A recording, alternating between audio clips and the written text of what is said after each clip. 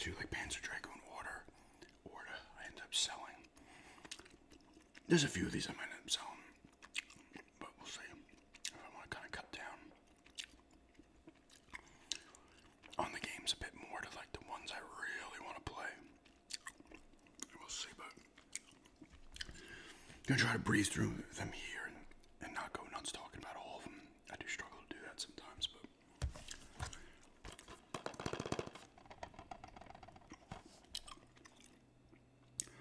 first one here is Burnout Revenge. Burnout is one of the few racing franchises I really like. This and F-Zero. I like some Need for Speeds, and there's some other ones here and there, like Midnight Club. And a couple other franchises where I do like some of the games, but I don't really call it Stuntman, I don't really call it like a racing game.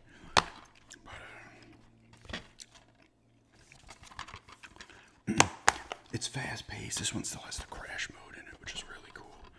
I think this is the last one that had the crash mode, but there's a couple different types of gameplay modes. It's got a cool soundtrack, and you can use custom soundtracks on this one too if you've had some CDs burned onto your original Xbox. But it looks really nice, fast-paced, good fun racing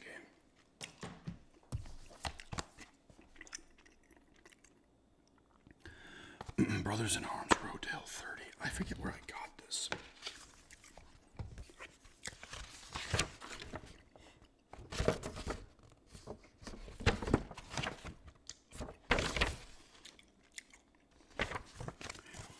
These are really cool games.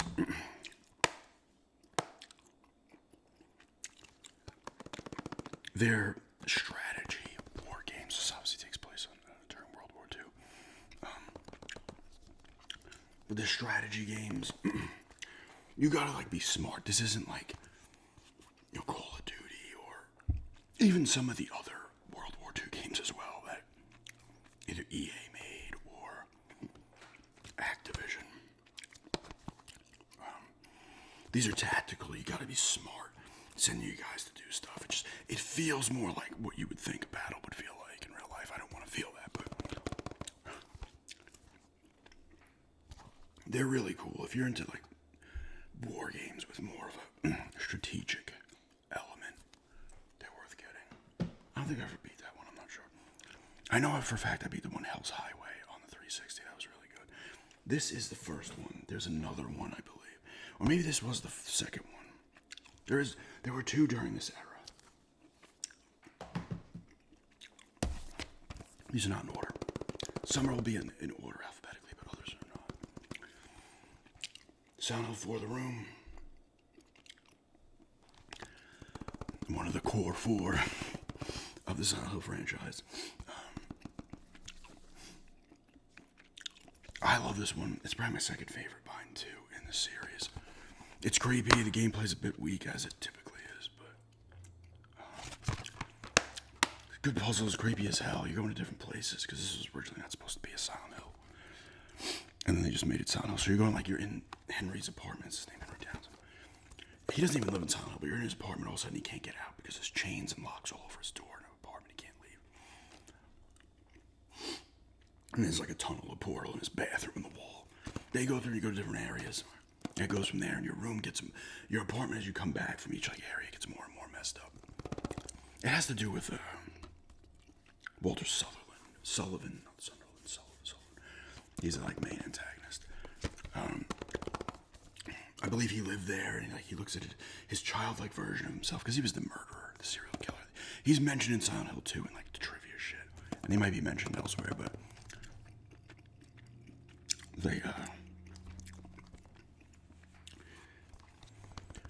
he is here in this one, and as a kid, like he acts as though like the apartment's his mother and shit. The apartment gets more messed up. Disturbing enemies. It's just a really good game. Good story in it. This is a pretty weak shooter. No, I'm kidding. This is Halo, the first Halo. The campaign evolved. The remake of this one comes out, I think, next month. Halo's a classic, obviously. Flagship game for the original Xbox. It was still the powerhouse franchise in the 360 era. And I would say after that, it wasn't really their powerhouse franchise. I'd almost move that more to Gears. You can argue Gears might have been during the 360 era, but I think Halo, you still had 3, Reach, ODST. And then you got 4 as well, which I think is weaker, but still a really good game. But you still had those main 3 that were really, really good. But I feel like on the Xbox One, they had the 3 of them. They have Guardian. No, they only had the 2 of them. They had Guardian. I'm not counting the turn-based strategy ones. They had Infinite and Guardians. It definitely no. It was not. It hasn't been the flagship franchise since the 360. This is the start. There were 2 on the Xbox. Great first-person shooter.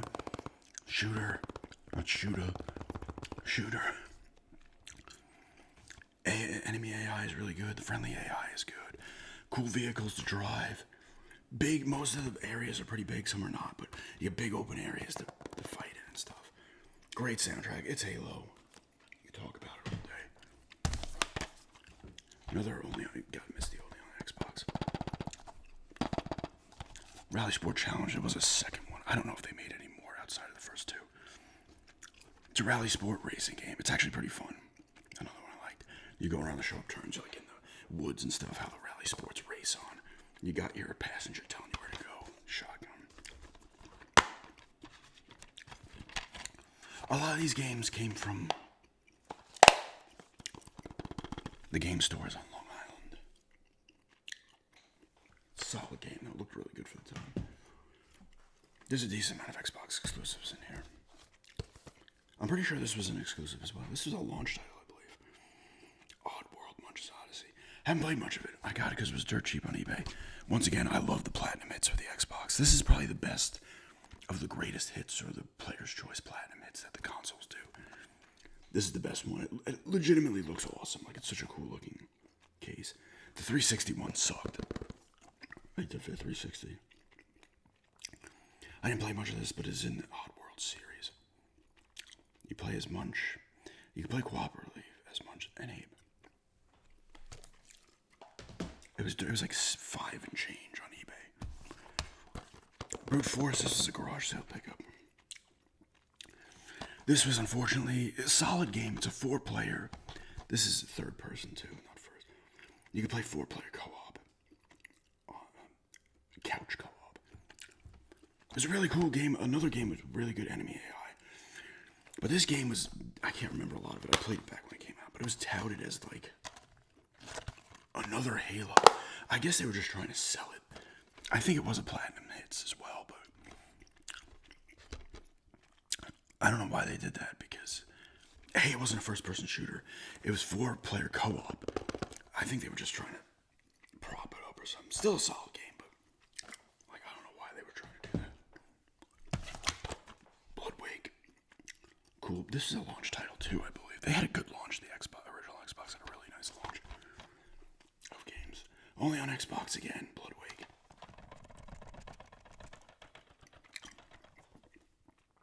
Cool boat combat game. It had some multiplayer in there. You're blowing up forts, other boats and shit. Good dumb fun. Tony Hawk's Project 8. This is one I picked up from that garage sale. $2. I haven't played it yet. It's got a good disc rattle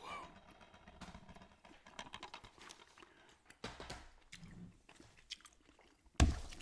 Serious Sam 2. I had the first one on the Xbox as well. They were originally PC games, so they ported over to the Xbox. I have a bunch of them on Steam too. And they all run fairly. They actually probably run better on this computer. I've not tried to play them on this laptop. They're good at stupid games. The humor is a bit juvenile and can get annoying because he's just constantly saying shit. But as a shooter, it's fun as hell. The enemies are endless and weird. And they're just constantly coming at you. You're running, you're shooting shit. They're wild games. They're fun shooters, though.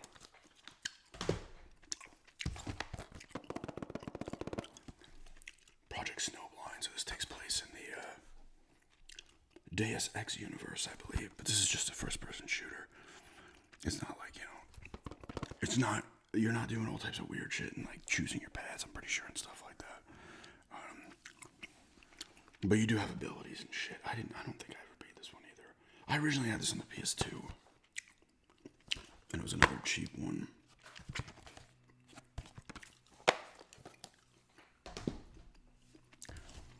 Alright, here we got the 3 Prince of Persias. Sands of Time, Warrior Within, and the 2 Thrones. This is the best of the 3. I did not play a ton of this one. This one introduces like chariot races and stuff. Still really cool. And the second one unlocks like the evil prince, I guess, type thing. Still really cool games though. They have awesome just traversal. You're running on walls, grabbing the bars, running over to grabbing shit. Combat's pretty fun as well. This one is the one though. Like this game like reviewed critically. They all reviewed well, but this one like everybody loved it. And you got the Sands of Time, so you're slowing down time, speed, reversing shit if you fuck up. But they're all really fun. These 2 I played. This one I not. Where is it? This one I didn't play much of. But the second 2, the first 2, oh my god. You see, he's more like edgy and angry because he's got the dark version of himself, like Dark Jack in Jack 2, Jack and Daxter 2. But fantastic games. The one on the 360 there in that era, PS3, was really good as well. Had a cool art style. There was also the Forgotten Sands during that era, which was good. And now they go back to more. They go to like there's like 2D now. I need to play that one on the PS5. A couple of Medal of Honor games. Frontline, Rising Sun. Frontline's better than 2. Super intense game, especially at the time. You're playing this. It starts off with storming the beaches of Normandy, and you're just like, this is nuts. And this is back during this era, but of course at the time it looked fantastic. But it was like 0.0001% of what it actually would have been like there. I don't even want to imagine that. And it goes from there. Super intense game. This one's decent. This is in the Pacific Theater. It's still really good, but this one is, I think, a decent amount better. But this one's still solid. Rising Sun. Medal of Honor games are solid. They were solid. I don't know how they are now. I don't even know. Do they even make them anymore? They had one during the Xbox One era, but I can't remember. I don't never played it.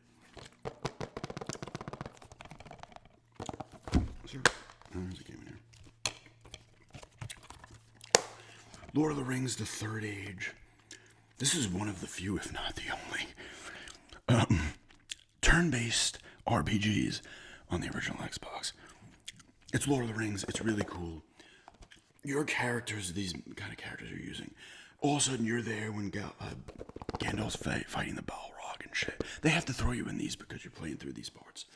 But you're running around the environments, grabbing chests, coming across the characters from the books and the movies. But it's turn-based, like a Final Fantasy and Lord of the Rings. It's actually really cool, though. The most exciting RPG since Final Fantasy. Like I said, you come across actual characters. The people you have, I think, are just made up. But you're playing through the books and more the movies. Kind of, because there's a lot of book stuff that wasn't in the movies. Hitman 2, Silent Assassin. I've played some of this one. I don't know if I beat this one. This is originally my friend's copy. There's a lot of Hitmans during this era. There's Contracts, I believe, Blood Money. Was that what it's called? There's like 3 or 4. The Hitmans are cool because you can go about how you want to assassinate people and shit, poisoning them, doing all types of different shit, getting different disguises and stuff. The Hitman games are cool. They will kind of test your patience a little bit. It's a little trial and error type. This one was critically acclaimed. Does it say it? 9 out of 10 EGM, 9 out of 10 Gamers.com, 8.9 out of 10 the official Xbox magazine. I did not know a game that would even make Tony Soprano proud. Gene Simmons' Tongue magazine. So Gene Simmons from Kiss apparently had a magazine called Tongue that reviewed games apparently. Another one from that garage sale that I got Brute Force and also another game in here as well. Panzer Dragoon was part of that as well. Circus Maximum. I always wanted this one. I never got it back when I was first had the Xbox, but it's another chariot racing game. There was a lot of like Gladius and stuff. There was Gladiator Sword of Vengeance, and one or two others. Shadow of Rome, which was by Capcom. That's a PS2 exclusive. That was a cool kind of blend of like stealth and action during like the Roman times or whatever. This was a generation for those types of games. Gladiator type stuff. There's Gladiator Sword of Vengeance. I could picture the cover of it, and I can't remember the name of it. It was Spartacus. What the fuck was the name of it? I need to know now.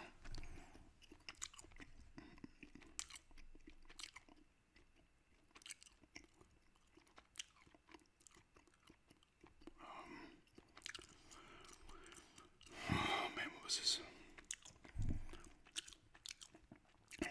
Was it like Spartacus something?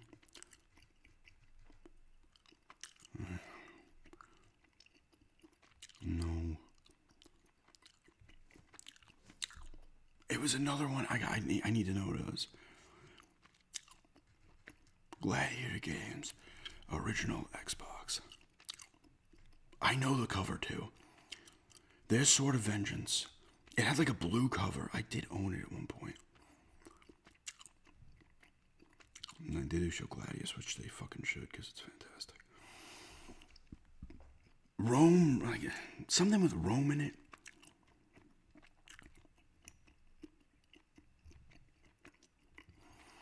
And they're not gonna show me it. It's the only one they're not gonna fucking show. They're not showing Circus Maximus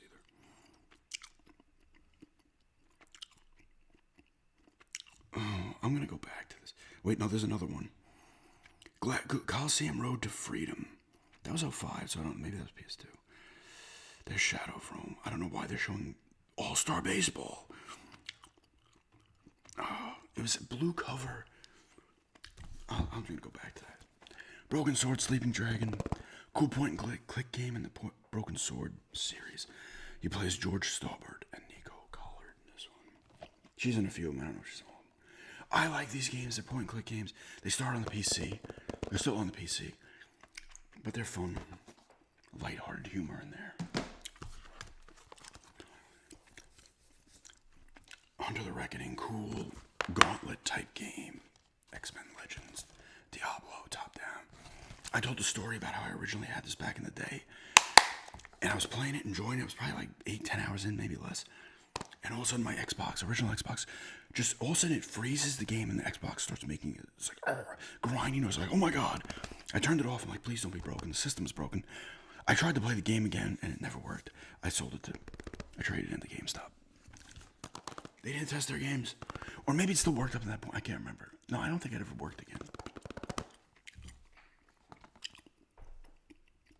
It was a cool game, horror, top-down, action game, like Diablo and all those. Baldur's Gate. The Hobbit. I got this because it was just The Hobbit. I don't think I ever played much of it. It's kind of a cartoon look on the Hobbit book. The trading card did not come with this copy, but I got this for $6.70 at a video game trading post in the South Shore Mall in Bayshore. Miss 3 Exile. Another point and click game, but this is in first person. You got Brad Dourif, who was in Lord of the Rings as Wormtongue. And he was Grima Wormtongue. Chucky's the voice of Chucky. He was in One Flew Over the Cuckoo's Nest. When he was young. He's been in a ton of shit. But apparently he was in this game too. Midway Arcade Treasures. So this just has a bunch of old Midway arcade games. Spy Hunter, Gauntlet 2. Defender, no, Gauntlet 2. And here's, Joust and Joust 2, Paperboy, Rampage, 720, Marble Madness, Root Beer Tapper, and so on. This came from a garage sale a while ago, probably 10 years ago. Pirates of the Caribbean. I'm gonna say it. This is by Bethesda. I picked it up. I don't think I even touched it because it was an open world game. Open world pirate game. Maybe one day I'll check it out.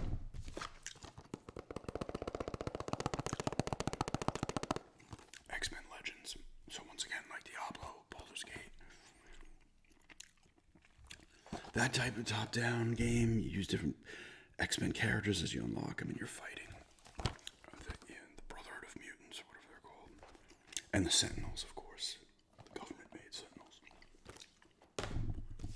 Another launch title, I believe, Reckless: The Yakuza Missions. This did eventually port over to the PS2 and GameCube, I believe. Once again, Platinum Hits. Really cool game. I used to rent this one back in the day. I got up to a point where I couldn't get past, but using different vehicles. It's like a vehicle combat game you're doing. You gotta save people, missions like that and stuff, destroy other cars. These are dual pack by Sega GT 2002 and Jet Set Radio Future. This is another one that was my friend's. I did play some of this. I think I had this 2-pack at some point back in the day. Racing game, and this one's a sequel to Jet Grind Radio. Dreamcast, I think. Cool art style in this. I didn't play much of it. Turok Evolution, another Turok game. I played a little bit of this. It was cool. I just wanted it because Turok. I think it was the only one that came out during that era. Acclaim was still around. Acclaim from, where is it? Glen Cove, New York. That's where their headquarters was. There was one on the, I think it was just called Turok on the 360 and the PS3. I've talked a ton about this game, Dead to Rights. Awesome. Another one that was a time exclusive for the Xbox and then came to the Cube and the PS2. But they added difficulty levels to those. This is the definitive version. There was just one difficulty and it was hard. This game gets hard at points. It's like Max Payne. I like it more than Max Payne. From an action standpoint, I'm talking about story. But you are framed in this. You're Jack Slate. You got your dog Shadow. Is that your dog's name, Shadow? Because that was every dog's name. And when you get, there's no shortage of enemies. And once you get this game down, you're doing your disarm moves. You're sending Shadow to take people out and bring you their weapons. You're just doing the slow motion dive that they took from Max Payne. The boss fights are unique. It's a awesome game. I played some of the second one. It's not as good. And the one Retribution on 360 and the PS3 was pretty good as well. This is the first one's the best one. Gun. It's made by the people at Teutonio, I believe. Another Western. I didn't play a ton of it. But it is a Western. Open world. Gladiatorial. I've talked about this a ton. Awesome turn-based strategy game. You start with either, what are their names? Ursula or Valens. And you meet up at a point where you're using them both. Now you recruit people, you go to schools, gladiator schools, and you do your battles there. Your characters cannot die in the year they get knocked out. When you're in the overworld, and you get into fights, the characters you recruit and level up after a while can die and will be gone. You don't want to lose some of your characters. And then you have your characters where if they die, the mission's over. But they don't, it's just not knocked out. Awesome game though, where you're getting new ones, you're doing new missions and stuff. There's the Affinity Gods, there's a little bit of a magic element in this. It's just a fantastic turn-based game. Good soundtrack as well. I haven't played this one yet, Ghost Recon the first. I got this in a lot with a bunch of other games off eBay. Haven't played it.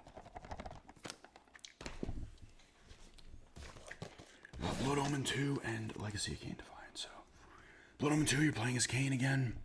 Legacy of Defiance using Raziel and Kain. Raziel is from Soul Reaver. In the first Soul Reaver, Raziel gets his wings first. He wants to show Kain, who's a leader of the vampires. He rips his wings out and throws him to the Pit of Doom, or whatever the fuck it is, where he disintegrates, and then the Elder God brings him back as a Soul Reaver. Blood Omen is just strictly, although I think you turned Raziel. I think that's how the story went. He was a Sarafan lord, and he got turned after he died into a vampire. Blood Omen 2 is really cool though. This surprised me was on the Cube as well, the GameCube. You get cool powers in this one. Who is responsible for shit? This, did they tell you? The Hilden, maybe? It's like an alien type race or some shit. They're controlling things out. But I think he wakes up Kain and things have changed. But you get powers better. You can suck blood. You can turn into like smoke, mist.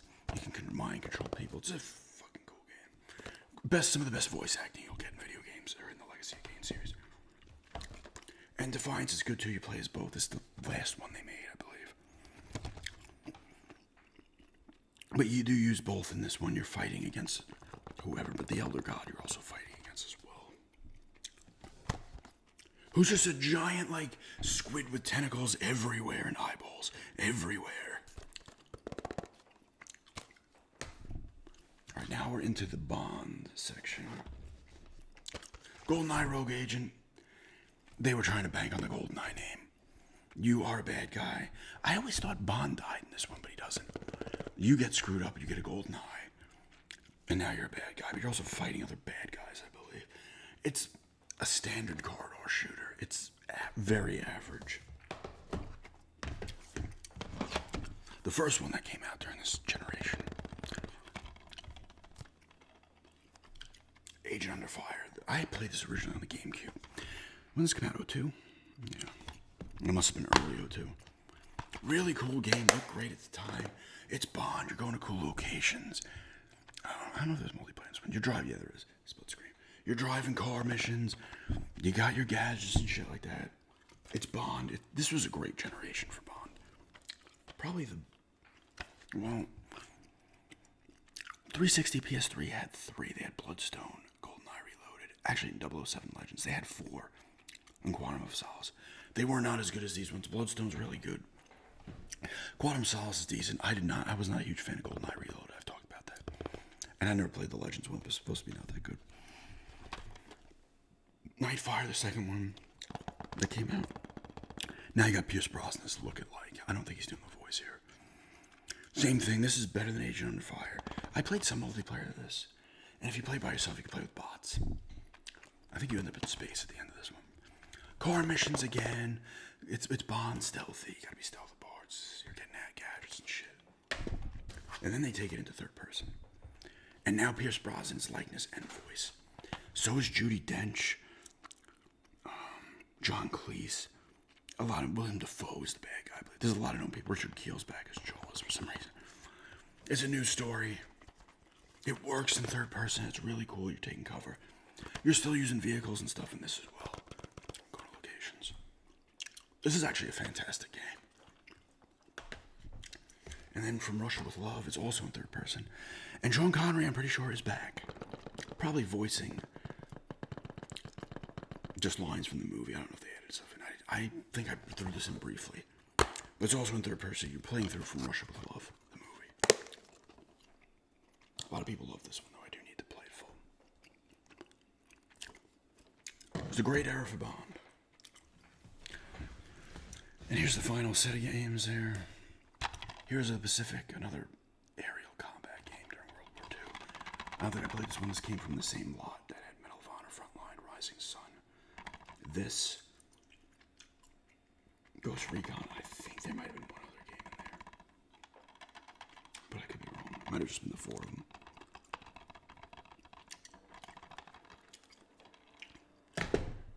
Haunted Mansion, underrated game. I was watching Luke Morse 1. He's been around on YouTube for a long time. And he was talking about this game. I believe he did the gameplay on it. And I was like, this game looks pretty cool. And I got it. It really is. There's some unique boss fights in this as well. You're collecting soul. You gotta collect a certain amount of souls. It's really cool. Cool environments. You know, not necessarily creepy, but the atmosphere is kind of creepy. But like the game itself isn't too creepy. I didn't finish this one. I gotta go back to it. And there was puzzles and stuff. The boss fights were interesting though. I do remember that. Carmen Sandiego, Secret of Stolen Drums. It's another one I haven't played. I picked it up because it's Carmen Sandiego. But this is not an old school Carmen Sandiego. From back in the IBM days and the Apple, and then it would have been on the... I played them on the Genesis, where we're in time. And there's Where in the World. There's like Where in the USA too at a point. They were on the computer first. But they were like very just... point and click, and you just have the screens there. You're trying to find out where Carmen's henchmen are, then you catch her. You gotta figure out the clues by where you go. This is a third-person action game, which I've not played yet. Buffy the Vampire Slayer. This one was exclusive to the box. The other one was not. Chaos Bleeds. Really cool third-person action game. I'm pretty sure it has the voices. Does it actually have the voices? I don't know. But I don't know if you can use different characters. I know you can Chaos Blades. This is the one I got from Antiques and Geeks for $20 complete, which was a good price. Let me see.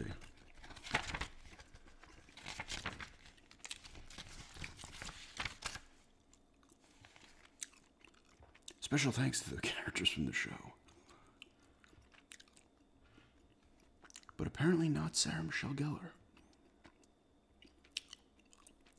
Anthony Head Giles had passed recently. He was in a ton of stuff. Merlin, Ted Lasso. He's been in a bunch of shit. Pretty cool game though. Pretty good for combat. Fun action. If you're into Buffy, you'll love it. Another underrated game in my opinion.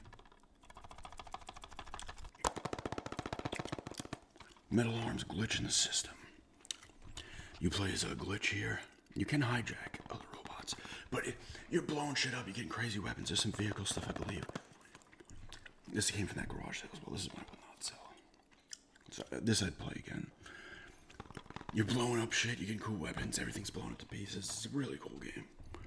And the only one they made for this. Simpsons Road Rage is a crazy taxi clone in Simpsons Land. You got all the people doing the voices from the show. The stuff they say will get repetitive because they will say it constantly. There's some glitches in this game too. But it's Simpsons, so you're using different characters you unlock. You use all the Simpson family. You use Apu, you use Wiggum, I believe. Groundskeeper Willie. Krusty, I believe, is unlockable. They all have different cars. You can use Otto as the boss.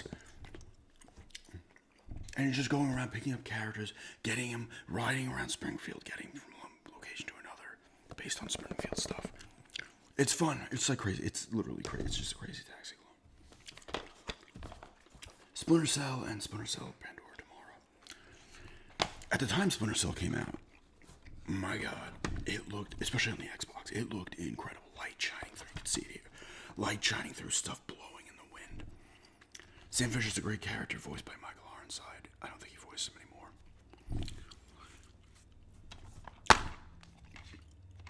But really, stealth games. This one was notoriously a pain in the ass, where if you breathed a little too heavy, the mission was over. But they look great. They're kind of like a Metal Gear, except the storyline's more grounded. It's not bad shit insane. But it's just another stealth game. And Sam Fisher's a cool character. Alright, down to the final games. These are the Star Wars titles. Episode 3, Revenge of the Sith. So you're playing through the movie as Obi-Wan or Anakin. Third person kind of beat him up. You can kill Obi-Wan in this, I'm pretty sure, and the Emperor, and take over as Anakin. He becomes Vader. And I think they showed actual movie scenes in this. I don't know. Game to feature footage from Revenge of the Sith, and this might have come out. Sorry, a little before the movie did, like a week or two. Jedi Outcast. There's Jedi Knight 2. I think Jedi Academy is the first one. So this is some first-person shooting stuff, and also, I'm pretty sure you do third person. You get your Jedi, you get your powers and shit. I didn't play a ton of it.